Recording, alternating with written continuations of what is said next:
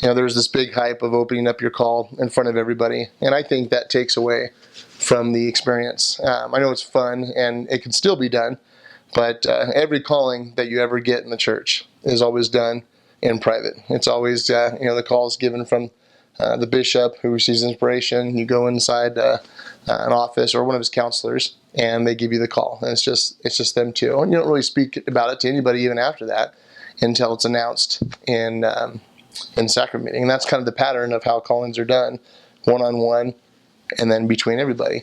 The unique thing with the mission call is that it's actually given from a prophet from God. So it makes it even more special.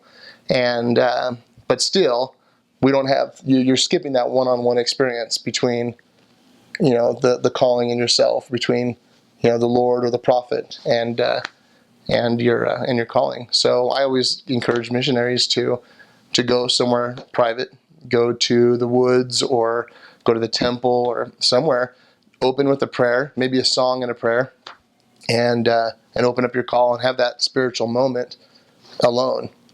Then you slip it back in the envelope. Then you can go and you could still have that surprise effect. You can still announce it to everybody, just like how they announce in sacrament meeting. So it's the same pattern that we stick with.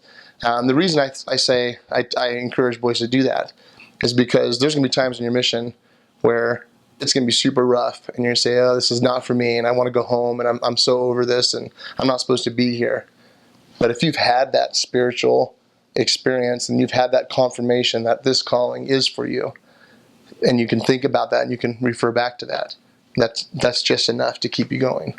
And I've probably given that advice to probably 20, 30 different missionaries, and I've had one missionary do it, because it's very hard because of the whole tradition of doing it in front of everybody, and the mom is really in your face about doing it in front of everybody, and she ruins it mostly ruins it for me when I tell the boys that. But I had one missionary do it, and he told me after his mission how happy he was that he did that and how it helped him throughout his mission.